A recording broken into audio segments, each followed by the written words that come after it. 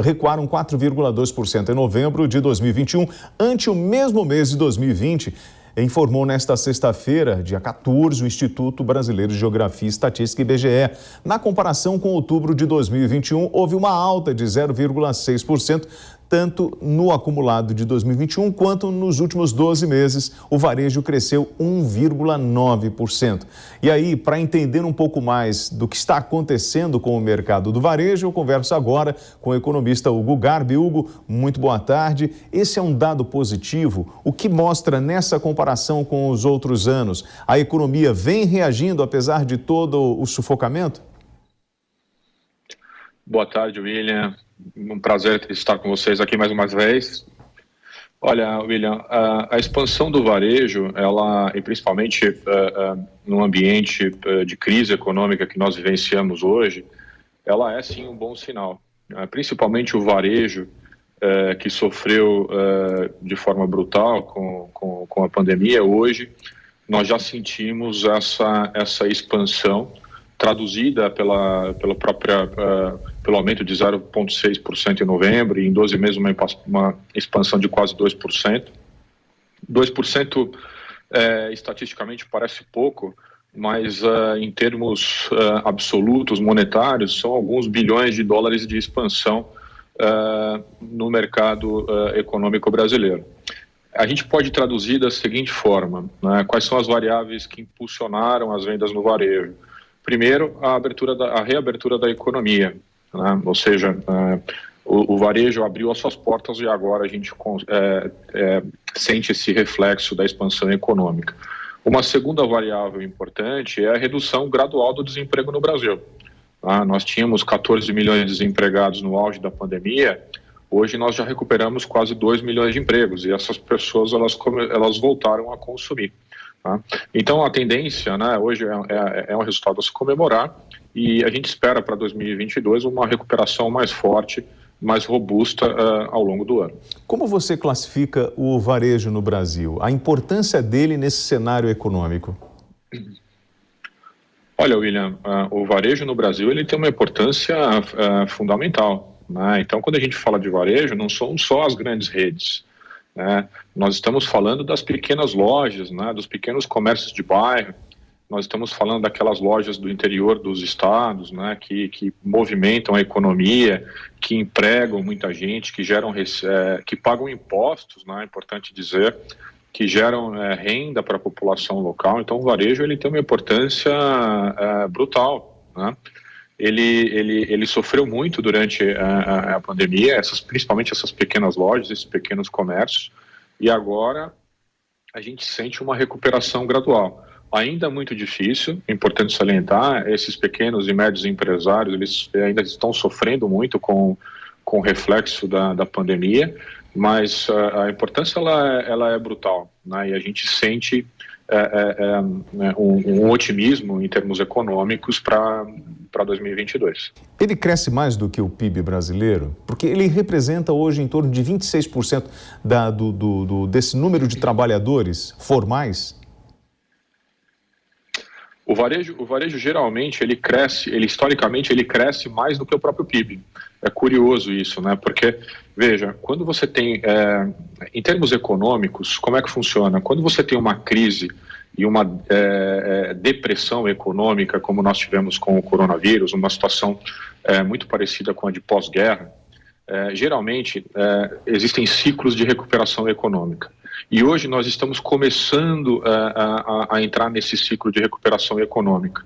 E o varejo, geralmente, ele vem antes, né? Então você sente, quando você começa a ter uma recuperação econômica mais forte, o primeiro sinal, a primeira variável é o varejo, porque são as pessoas consumindo, são as pessoas comprando, são as famílias retomando seus empregos, as famílias tendo confiança que não vão perder os seus empregos e confiança em financiar um eletrodoméstico, enfim, um bem para sua casa. Então, geralmente, o varejo ele é um sinal de recuperação econômica e geralmente ele cresce muito nesses fatores de retomada econômica pós-crise. Bom, então ele seria a lanterna ou o farol para a gente entender para onde nós estamos seguindo? Perfeito, William. O varejo sempre é um sinal importante de retomada econômica. Veja, nós temos uma variável hoje importante que vai contra a recuperação do varejo, que são as taxas de juros. Geralmente, quando você tem taxas de juros altas, né, ela acaba influenciando numa redução do consumo do varejo, né? Então, assim, as famílias elas vão tomar a decisão de financiar um eletrodoméstico, geralmente a taxa de juros ela pesa nessa tomada de decisão. Mas o que está acontecendo é o contrário. Mesmo com uma taxa de juros alta, e por conta da pandemia, né, ou seja, a taxa de juros alta por conta da situação econômica global, as famílias estão retomando o consumo, né, estão retomando as suas posições de compra, a renda, e isso realmente é um bom sinal. Essa é uma sinalização positiva já para o começo de 2022. Bom, e aí quando a gente olha para esse setor e vai fazer lá o fatiamento, você vai encontrar as empresas de material de construção, farmácias, drogarias, hipermercados, os bares, os restaurantes, aquele setor que mais sofreu, ou um dos que recebeu essa pancada de frente no período de pandemia. Então, assim, mostra uma força de recuperação mesmo sem os incentivos do governo para o pequeno e médio empresário, sem, por exemplo, aquele alívio do refis que era tão esperado, né? Perfeito, William. Então, a sua colocação é perfeita, ou seja, esses pequenos varejos, né, esses pequenos comércios, esse setor do varejo que sofreu muito com a pandemia, a política de portas fechadas, então pequenas lojas de material de construção, bares, restaurantes, agora as famílias, e isso ele não é só um dado, a gente sente no dado real, mas é empírico, né, ou seja, a gente consegue vivenciar isso nas grandes cidades. Você vê que os bares hoje já estão sendo frequentados, os restaurantes já tem gente frequentando, a gente vivencia nas grandes cidades, nas pequenas também, construções retomando as suas obras, né? Então, a economia, ela já dá um sinal de aquecimento, o que é muito bom. E esse pequeno varejo, eu digo pequeno porque o grande, ele sempre tem fluxo de caixa de sobra, ele sempre tem linhas de crédito geralmente são empresas multinacionais que tomam empréstimo com a matriz, mas o pequeno e médio ele gera muito emprego, ele gera muita renda, ele paga muito imposto, ele sofreu muito e a gente está de forma muito positiva sentindo essa retomada econômica no começo de 2022. Eu não sei se é possível historicamente a gente avaliar o que vem por aí, porque esse número que a gente está discutindo é um número de novembro. Dezembro e janeiro são meses muito específicos, né? Por exemplo, janeiro ou dezembro nós temos menos 4 dias, né? 24, 25, 31 e primeiro já não conta, mas vamos lá, em torno de 3 dias, né? Isso faz uma diferença, para além daquela coisa das férias coletivas, né? De todo um cenário específico. Dezembro mostra que a gente consegue manter uma taxa de crescimento ou isso recua? Olha, William, geralmente dezembro, por ser uma época sazonal, geralmente os economistas comparam sempre dezembro com dezembro, né? Porque é um mês atípico, as pessoas recebem o seu 13º salário, tem o Natal, né? Que é fantástico para o varejo. Então, ele é um sinal de reaquecimento, é um sinal importante para a economia.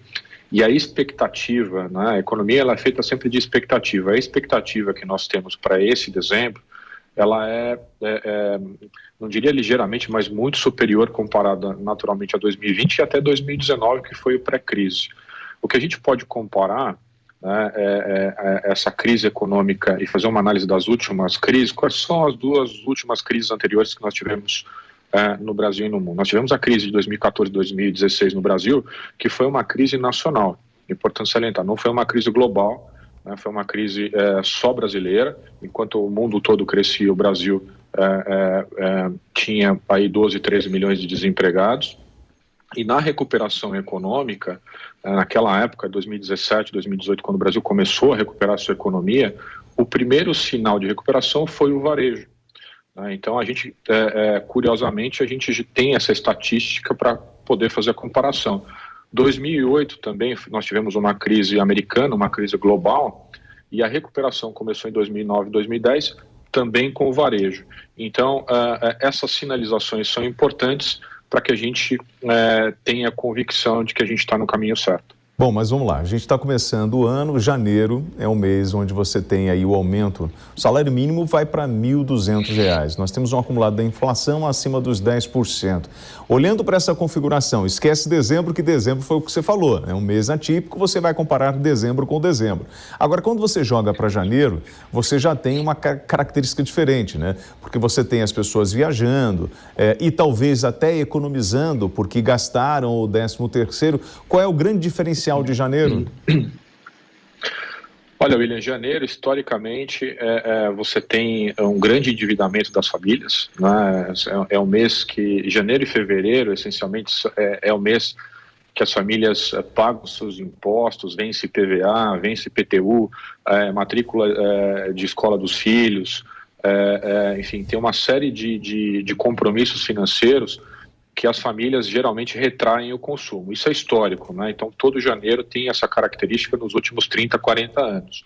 Então, é natural que o varejo, em janeiro e fevereiro, ele tenha, assim, uma retração. É uma retração natural, né, de comportamento microeconômico, comportamento das famílias, mas não significa que a gente está andando para trás, né? É um comportamento natural dos últimos 30 anos.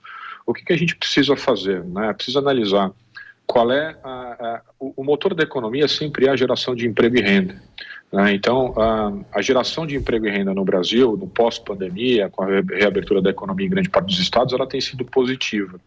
Então, isso tem de continuar em 2002 para que a gente consiga ter uma recuperação econômica mais robusta. Mas você tem razão, janeiro e fevereiro, geralmente nós temos uma retração e isso vai ser natural em termos de consumo no varejo para 2022. E aí, Hugo, a gente costuma e já ouviu algumas vezes que o brasileiro trabalha 3 meses para pagar impostos. Qual é a realidade dos fatos hoje? O quanto nós trabalhamos para sustentar o governo? Olha, William, a gente paga muito imposto no Brasil, né? Então, tem alguns estudos de institutos tributários sérios que comprovam que a gente trabalha, dependendo da renda do trabalhador, ele trabalha quase 40%, 50% do seu tempo para pagar imposto. A gente geralmente paga imposto, paga muitos impostos no Brasil. E o tema tributário, ele é relativo, né? Não é quanto você paga de imposto, mas quanto volta de benefício para o cidadão em termos de qualidade, né? Em termos de impostos de pagamento de qualidade. Alguns países você paga até mais do que o Brasil, 50%, 60% de imposto, mas volta a qualidade em termos de serviços de saúde, volta a qualidade para o cidadão em termos de serviços de educação, de segurança, e isso é o que a gente não tem no Brasil historicamente nos últimos 50 anos, né? Então, o brasileiro, geralmente, ele trabalha 40%, 50% do tempo só para pagar impostos. Hugo Garbi, economista, agradeço a sua participação aqui nos microfones da Jovem Pan. Ótima tarde. Ótima tarde, William. Muito obrigado